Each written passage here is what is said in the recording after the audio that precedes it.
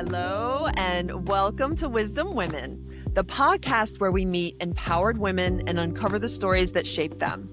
We dive into the role models who lifted them up, the moments that tested them, and what empowerment truly means and what it doesn't. From burlesque dancers turned breathwork facilitators to moms who moonlight as entrepreneurs, the wisdom here is raw, real, and undeniably empowering. So get ready for today's episode because today we have with us Shayla D. Welcome, Shayla. Thank you so much for coming today. Thank you for having me, lady. So, yes, I know we were trying to get this together a few times and then Instagram was misbehaving. That's why we've shifted over to this side to make sure that we can always grab and hold and preserve all of these amazing conversations. I'm going to introduce you as just one of the most beloved friends and sisters that I've gotten to meet over this past year. I met you in the Poconos at the women's circles we go to with Amanda's Red Rose Women's Temple. It's like, you start to learn the characters of each person that comes around the circle. It's almost like we fill these little roles. Yeah. And you are one of my fire sisters, like 100%, just that energy, that rawness, but feeling very deeply. And I could not wait to get you on here to hear a little more and know you a little more and to get you into this conversation. But first, I would love to hear, you share a little bit about the work that you do, which is so inspiring, and you have some new stuff coming up. So tell us a little bit about what you do. So it's been a journey. I mean, you've witnessed a lot of it. So yeah. I'm like, it's been like 20 years in the making, honestly. My life has kind of jumped around to so many different little lives. And in the meantime, which kind of brought me and culminated to where I am now. I've been a stay-at-home mom for 14 years now, up until this point. And I mean, I've been a teacher for 20 years and studying the Bible for 20 years. And it's funny because like all of these faith teaching, roles kind of came together now. And so, like I said, starting off as a starting off as a homeschool mom. And now after having gone through some trauma and now going through a divorce, now as a single mom, what shifted was the trauma and going to therapy and healing and going to these circles, which really kind of became the final piece in the puzzle of what I needed to do in this world. Like I said, I've been studying the Bible for like 20 years, and I was going to go towards ministry as in either like being a pastor or a chaplain. I was en route to studying all of that. And then it was like, I've been studying for a really long time. I never felt like I needed that permission to do God's work or to like have that paper or that ordination when I could literally just do it, unofficially. Like I wasn't sure if I wanted to go the church route or whatever. But once I found Amanda's Circles, it threw the spirituality and the mystical part into the intellectual realm and into like that framework where I knew I wanted to help people and heal people. And so in ceremony last year, as like I said, I'm going through a divorce. As we had split, I had a ceremony for that. And it's almost like this idea just kind of came up. And so that's where the Sacred Way was birthed, was in my divorce ceremony, per se. Nice. And that's when I realized like my job is to help from all of my life experiences and through a lot of things that I've been through is to help empower women to realize like, if I can do it, I mean, you can do it, to help women to realize, not even just women, but people, but definitely women, to realize the power of who we are and our strength. And like, even if our entire worlds are falling apart, there's something inside of us inherently that I believe God instilled in us, or the universe, spirit, whatever you want to call it, that instilled in us, that needs to be called upon in dark moments. And that's what makes women so amazing and so strong, is that we just have this fire inside of us that, just kind of breathes life into everything around us. And like I said, my story has been long, and that's a really long version to say I coach now. But like, so I started off with doing weddings, all types of sacred ceremonies. I call them more healing ceremonies. That's kind of more my area of expertise, I would say, is because of all the trauma. And I've been in therapy for years and done all types of somatic work, worked with shamans, all types of stuff. And so I look at what I do as ceremonial coaching, whereas combining the two of we can kick it off with ceremony or add ceremony to the coaching aspect, but it's kind of integrating like a framework and understanding and like the male kind of logical working through issues in a cognitive framework with ceremony and the flow of feminine spirit, somatic release, body work, all of that stuff. So I do a lot, but all the gist That is a is to lot. help Yeah. heal. That's like my heart is to heal through teaching, ceremony, coaching, speaking, whatever. Just I get out there and just do whatever I feel like God's telling me to do. And that's amazing to me because I feel like, in the in the mud of the trauma or the hardship of life, we're not always thinking about like, I'm going to use this and make a career out of this. It's like we don't it's like in hindsight it all starts making sense Yeah. and like coming together like wow, and having a fire energy, which is to me confidence, Mhm. self-assuredness, clarity, connected with your intuition. I feel like those are the people that can do a lot of that work a little easier, or just in a different format, in a Right. different way that kind of is of service. Mhm. And I don't know if it's like, is it necessary? Every time I'm with like, when I'm coaching with people or whatever, I'm always like, like, do we have to go through all this hard stuff, like to get to I don't know. What do you think? Like, you think that's kind of like par for the course? Like, this is the agreement type of thing? I've endured a lot of hardships in my life, and I think what happens is that it creates pressure, internal pressure, and that internal pressure, it's like squeezing the toothpaste tube, right? It squeezes out what's inside of you. And so I don't think the best of us can exist without it.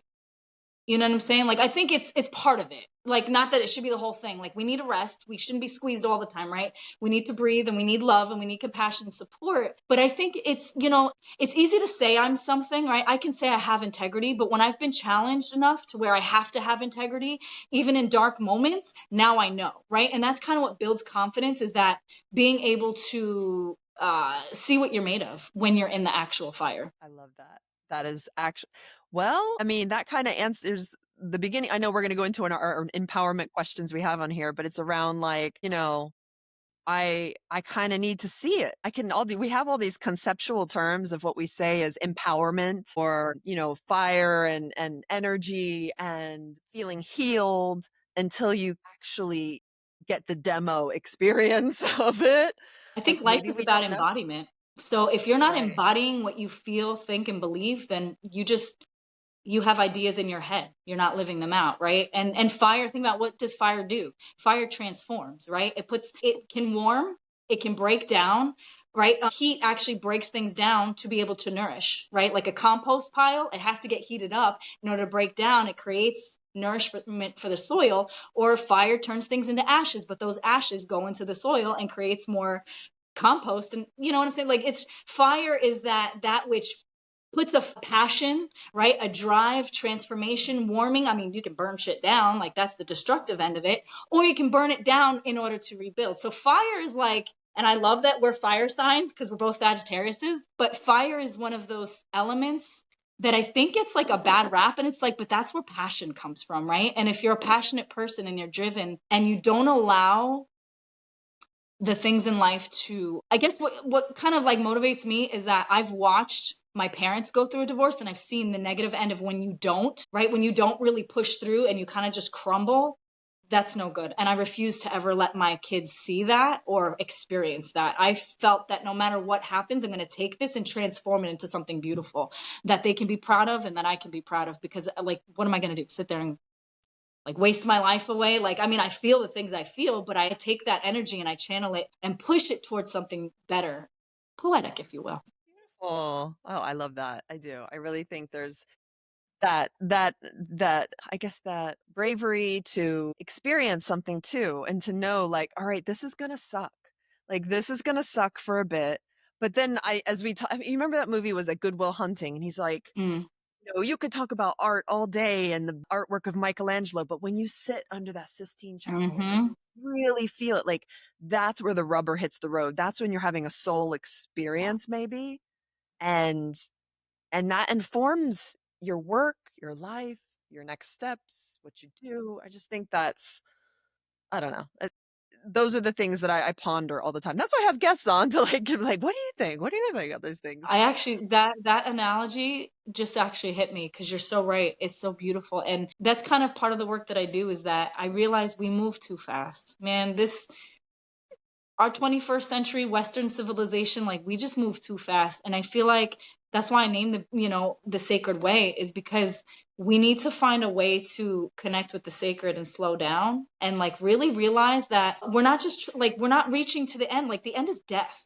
Like, what are we racing for? Right. I think being able to find gratitude in the shit is really important. Is like, despite like we're always going to have challenges, whether it's health, a troubling child. I mean, like, I don't think I've ever not had issues at some point in my life, like, or problems, right? Like, we're always going to have those problems, but it's what can I do with the energy that those problems create? Like, how can I take that energy and transform it into gratitude, into love, into like I'm a poet, right? I'm a writer. So I'm always trying to find ways to find beauty and find like my life to me is living poetry. It's not one thing. It's all things and how they all come together to make beauty. It's to me it's about making beauty, about beauty to someone else's world, but being able to sit where I am and be fully present even when it sucks, but allowing that release and leaning into the gratitude. Chef kiss, beautiful. That makes sense completely.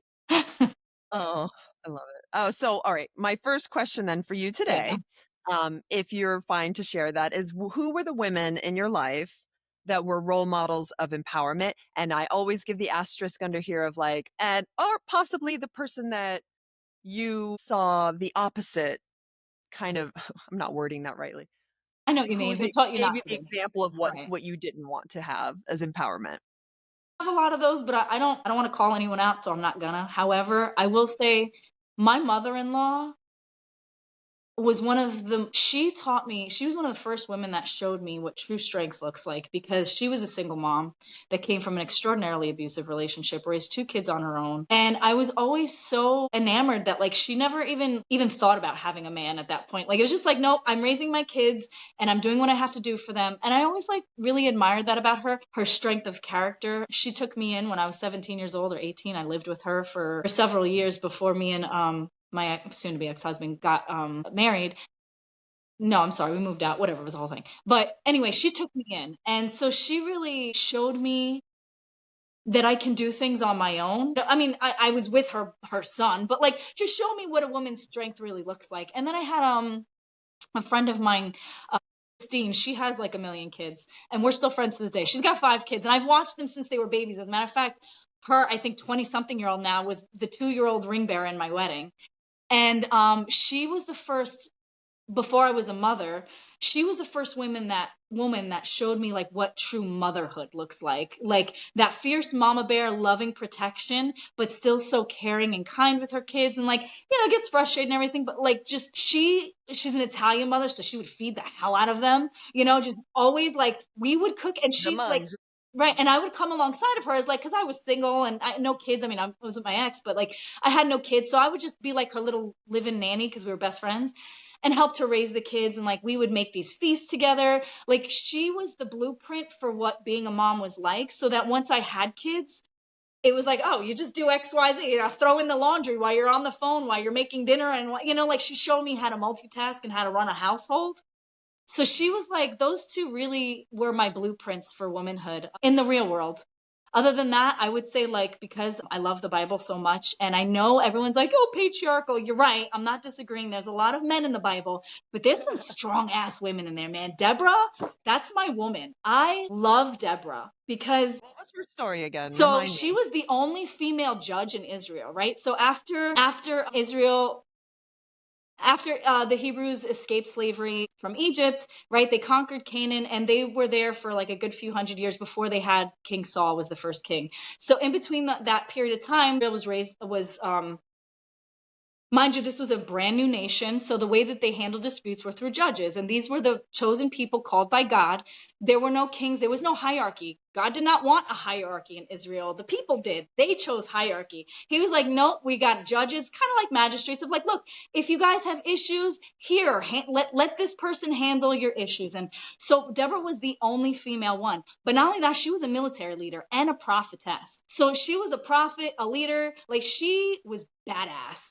And the funny thing is when she was called, so Canaan was like oppressing Israel, and there was a general that she had ordered to go into Canaan, and he was like, "I'm not going without you." She's like, "Okay, fine. You want me to go with you? That's fine. You're not going to get the glory for winning the war. Now, it's going to get handed to a woman, but not her necessarily. It was a wife that ended up handing Canaan's the enemy's general into the hands of a woman because they destroyed his army and he had to flee. So he runs to this woman's tent, and she was just like a regular housewife and just like stabbed him in the head with a spike. And so Yes, she, I do remember the spike in the right, head. right, right. Okay, now So she was the one that ended up like winning the war, and Israel was at peace for like 40 years after this. So I really admire her because I look at myself like with everything that I've gone through, is like I'm a mother, I'm a warrior, I'm a prophetess in a lot of ways. Not like that, like, but like, that connection to spirit and listening to God's calling over my life and like following and doing that work. I relate with her so much. And the other thing was she was called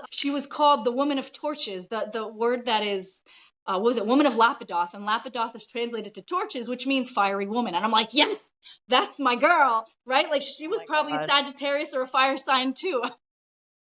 Fire is life. That is Yeah, amazing. so a lot of people don't really realize like how badass some of the women are in the Bible, but the ones that are, they're in there for a reason. They've made a name. I'm gonna have to show you this later. There was a National Geographic issue that just came out, The Women of the Bible. Hmm. And it goes through, I'm gonna share it. I'm gonna bring it next Yeah. time I see you. Okay. And it is, I mean, with Esther and all of the Hmm. stories, like just really, I mean, talk about empowerment. And I just love that there is a movement, I think, to understand more of that, of the feminine energy and the feminine influence that was throughout ancient times. And, Oh yeah. I could go on about that, believe Same. me. Oh yeah. I digress. But thank you for sharing that because that is a beautiful story. And I love to hear, the ones that really imprinted something on your heart because I think it's about hearing these stories and learning it. And that's why I do this podcast too, because there's going to be something that just really resonates for somebody else that you're sharing with right now. And you'll be somebody's Deborah, like, and Hmm. that's how we're there for each other, like all the time. Yeah. And just like, and that's a good point you brought up about your friend who was a mother. And it's like it doesn't have to be empowerment. She made me decide my career and all this stuff. Hmm. It's like, I just want to learn how to, be my own matriarch in my house and to love on my kids and to provide that home and warmth. And so it's like, it could be our peers that Yeah. are like the women Oh, that empower us in listen, life. we're surrounded by some of the most incredible women, and I will say, like, I thank God every day that I found our community because I have never felt so blessed, and I'm not kidding you. Like, we have some incredible women in our lives and in our circles, and I'm honored, honestly honored to be a part. Like you, I mean, you're a powerhouse, and I love the dance, everything that you do. You're always into some amazing things, and you've taught me so much about, especially like physical expression. Like, we have like a superpower team of incredible feminine energy that expresses itself in so many different ways. And yeah, it's funny because the first half of my life, all I ever wanted to do was be a wife and mom. Like, that's literally it. I could have died a happy woman like that if it was a healthy environment for me. But like, it's funny because this second half of my life is literally dedicated to serving and like spiritual warfare. Like, I feel like I've been to battle and then some. So now I'm like, okay, well, I'm fighting on the front lines, I'm fighting on the back lines, I'm fighting on all the lines. Like, my life's purpose now is to fight for those who do not have voices to fight for themselves, or at least to help them to find their own voice, to be the voice to help them find their voice. Cause I don't mind talking at all. And I have a very big mouth and no one's shutting me up anymore. That's good, right? I mean, did you feel resistance in that? Like, if you had your dream, or did your dream towards you what you wanted to do kind of change naturally from mother and wife? Or I had, oh, I'm going to cry. No, it's okay. It's genuine, right? My dream crumbled. Honestly, my dream was taken. That's not true. I had to give it up. It was a sacrifice because it wasn't working. It wasn't healthy. The dream I always wanted was not what I got. And so it was either that or I go with it.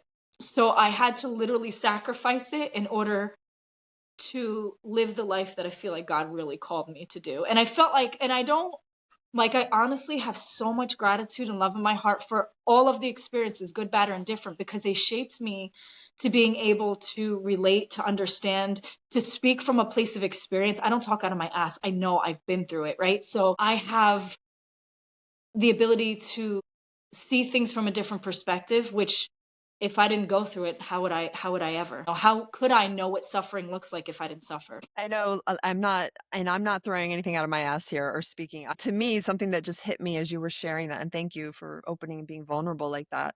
I feel like it is kind of your dream coming true, right? Like it's bigger than you thought. Like what is mothering and wifing? It's being of service, right? Like and it's like sometimes it's like we're just getting our teeth and our feet wet and now it's like we can do more. We can like share it out. So maybe it's like your dream times 10. I don't know. Like that just kind of hit me as I was hearing It's a you say different that. dream now. I mean, I'm still mothering. That's never going to Well, stop. that doesn't. So that's till the grave, right? But it's just different now. I've given my family everything I've got. And now as I continue, I'm giving the world everything I've got. And so that at the end of my life I can look at God and say, I did exactly what you asked. Not a second less. Not I gave it my all. And that's real talk. Damn right. Thanks, Shayla. But I do. I think that it's the guest that I had the last time here brought up about community a lot, and you were talking about it too, and this like the gift of like I mean, I think that's half the issue I have when women are going through transformations Yeah. like you or these Yeah. big shifts is they do it alone and they don't really have the healthy sounding boards. I'm sure we have some relationships, but like maybe it doesn't feel real and authentic. What do you feel about like, um, because the next question is about what do you find are the traits, the qualities of a woman who's empowered? And but I feel like sometimes I don't find it until I'm around other women. Yeah. I need to see all of their traits to start alchemizing like Mm. what are those I want to find in myself, what I want to work on in myself. What do you feel about that? Well, community one, I wouldn't have been able to heal if it wasn't for our community. And like I said, you've seen me at some of my rawest points. And that's why I don't mind vulnerability. Like, this is just part of life. I'm okay with it. I love it. I embrace it. I think that's a feminine quality that's extremely important is to not hide vulnerability. It's okay to cry. Like, this is part of release and reality. Like, I don't hide anything. Yeah, community is extraordinarily important, and that's how we heal. I think that the qualities of empowerment, honestly, is this holy remembrance of who we are. We've forgotten. We've really forgotten who we are. I think what struck me more than anything was I grew up very insecure. Extraordinarily. Like, if you would have known me as a child, I was painfully shy. I was bullied terribly. I had no healthy home life. I had no relationships with people. Like, I've always felt very alone growing up. And so I didn't really have a strong sense of identity. And it wasn't until I cracked open that Bible, and I was a Christian for a while before I really started opening the Bible and wanting to learn more. It wasn't until I started reading those words and really understanding and if anyone is interested, Psalm 139, has always been, that's my life chapter, verse, whatever. Psalm 139 told me who I am, and I believed it. And once I started actually believing it, I started changing tremendously. And it told me that I was fearfully and wonderfully made before the foundations of the earth were laid. I was, right? And God has always held me in the palm of his hand. So when you grow up feeling isolated, alone, disempowered, you have no voice, you're shy, you're not confident. Like, when you grow up that way, and you don't realize who you are and the power of what's inside of you, but some book tells you it and you believe it, like, there's power in that. And that's why I think the Bible has always been so, it's my lifeline and my relationship with God is because I found who I am in that. And I think as I started looking at women, instead of seeing them as competition, as seeing them as my sisters and seeing them as having also gone through similar pain that I have and abuse and trauma and all the things that we've gone through at the hands of very unhealthy men, I started realizing we just need to have a lot more compassion and understanding for each other and hold each other up in that same light that God sees us. Like we are cherished and treasured. I mean, seriously. Like God sees us as the apple of his eye and his, hers, whatever. And I would not be who I am without that belief. So feeling that, I mean, it just gave me chills. Like, and you're talking about like seeing ourselves in the eyes of that divine connection that that is. I know some people feel it's very new agey, and we're just going, oh, the light and love, and it's Mm, like, it's kind of that simple. Like as much as like we feel um reaching and grasping and trying to just feel happy all the time, and it's not that. It's really about just feeling that unconditional love from something. It doesn't have to, if it's not God, if it's, a higher power of some sort, nature, our family, a community of women who we love could be our higher power. Like really in those moments, I agree with you. I really do. Around that is kind of the secret to everything. yeah. Finding, and I've only just read the Bible for the first time last year, and I mean I grew up Catholic, and you hear different readings and Yeah. stuff throughout, but I think going through it with somebody that could kind of summarize it a little for me, because some of it's very dense, obviously, Yeah. but And there's a lot of history and there's so much like more magical and mystical than any, like people look at me like a witch or something sometimes, which I'm not, but I have witch friends. It's like, no, this is nothing too crazy. Moses Like parted the really getting sea, into Jesus raised nature, the dead. Like, what are we talking here? This was not normal stuff. Like, this was the paranormal shit. incense and the sacrifices. I'm like Right. 40 cows and this. I'm like, what the hell kind Yeah. of scene did that feel like back then? And it's fascinating to me that actually this is kind of normal, most of the anyway. Well, that's I my think next venture is to start uncovering and unveiling the mysticism in the Bible because I think in time it's like a whole endeavor that I really want to take. Like my whole journey where I started off was I wanted to just teach people about the Bible and how beautiful it is because I go right to the Greek, Aramaic, and Hebrew to understand the linguistics behind it. Like I'm not fluent in these languages at all, but like I dig deep and I dig hard. But this is how I learned about life and all of the stuff that I've aligned with. Like, this is all biblical stuff. Like, there's nothing really out of alignment, at least from my discoveries, as to the things that I've learned. But like at the end of the day, there's that sacred thread there of that you're special, right? That you have a path, a chosen path that's going to fulfill your potential. Like, right? I mean, this is even epigenetics and science is like that we are encoded with all of these like with in our DNA to like that our environment is going to pull it out. So like God will allow you to go through a timeline or an environment that extracts that potential. Well, unfortunately, that timeline may feel like shit. It might yeah. really feel like shit because that's what's gonna extract your potential. Like, I mean, I'm doing my first speaking engagement this Saturday or Sunday. Yeah, okay. I'm a little nervous. Like I've stood up in front of 300 people at a wedding, but like it's a little bit different, right? But like if I don't put myself in that stressful situation, how am I ever gonna know what's inside to be able to do something like that? And we have to continue to put ourselves in stressful situations in order to extract whatever's in there, right? And we're not going to know until we're there. Yeah. See what you got. Well, I think that this is good warm up for it then here with me today. Yeah, I yeah. can't wait to hear about it. Yeah. Thank you.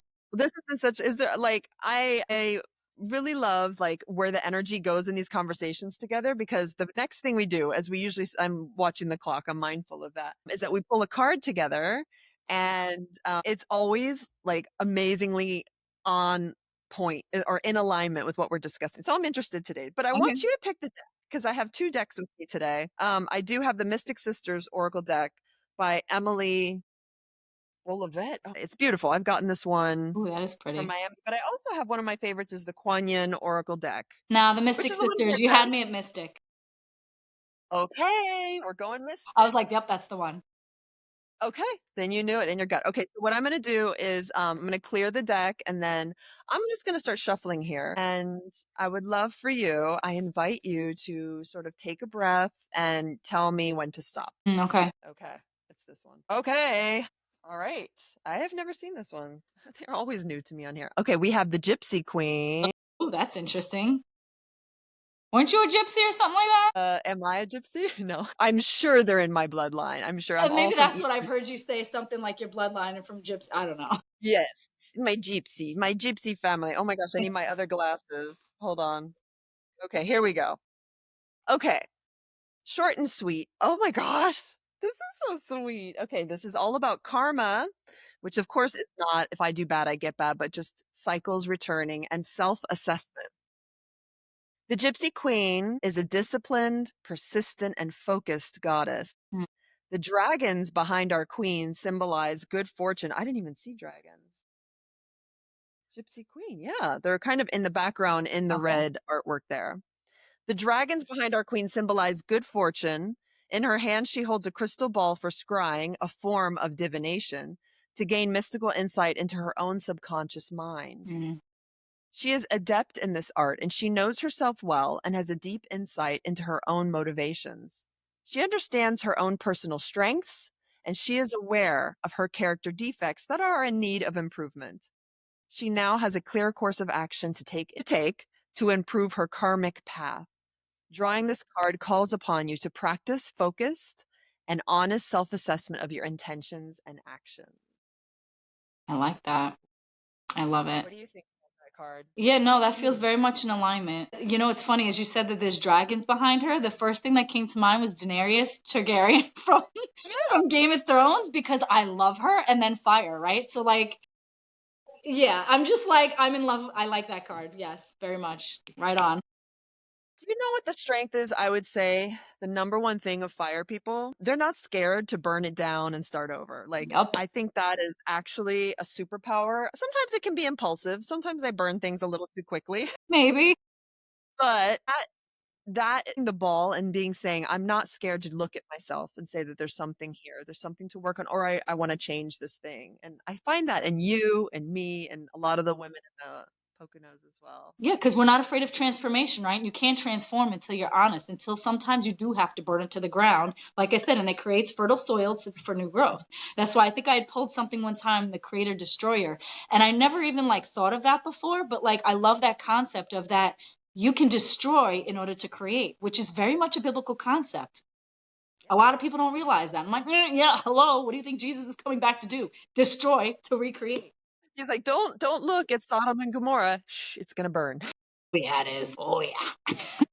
Oh my gosh. Well, I have loved our conversation today. I feel like we've gone through every emotion together I know. I and was thinking we've laughed, we've cried, we've been inspired.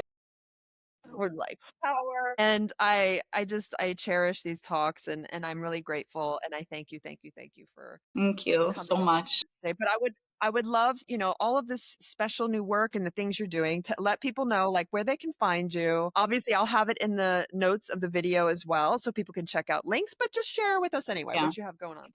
So my webpage is thesacredway.faith slash the landing page. And the landing page will have like everything on it. I mean, you can feel free and go check out the website. But I offer coaching. I do sacred ceremonies. I do sacred wedding ceremonies, which is very different in the sense that I kind of bring the whole wedding on the journey with us. And it's really beautiful. And I've never had a bad review since. Everyone has thought this was really. Everyone's included Oh in the yeah. ceremony. Oh yeah. We don't have an audience. We have witnesses, and those witnesses send love and energy and support and encouragement to create a sacred container around the bride and groom. So yeah, it's a beautiful ceremony. I'm doing public speaking and teaching, and so, but really my signature thing here is the ceremonial coaching. It's really healing from trauma and connecting with the soul aligned missions. We do a lot of things, right? Like our work, you don't have to be in spiritual work to still bring your spirituality out in your work, right? You can be a police officer and still be a spiritual police officer or military person or psychologist, like whatever it is. So what I do is I help people connect with their soul aligned mission so that they can live that out in their everyday life through their work. And sometimes we just need to reconnect with that spiritual side of ourselves. And that also entails clearing trauma so that we can hold space. Because especially like my job is a very high burnout job. So you have like teachers, healthcare industry, police officers, military, therapists. Like these are really high demanding, high burnout jobs. So that's kind of the specialty that I'm moving into, is helping to support those people in their careers. And like I said, bringing them along their soul aligned mission so that they can heal and be able to hold space for the people that they're serving. Well, thank you for that, my gypsy queen. And I will see you probably around the circles. Thank you again for coming today. And if anybody else, if that card resonated for you as you're watching this, Gypsy Queen, I'll post that maybe in the chat as well with like an image and a little summary for that. But otherwise, thank you again for coming today. And I just cannot wait to have more adventures with you together. And the spring is here and summer, so I know we'll have a lot of more fun circles. Oh, yeah. That's another plug for the Red Rose Temple if anyone's Yes. looking for community out in the Poconos as well. We're all there out there for you. So, alrighty. Take care. Thanks, Shayla. Thank you.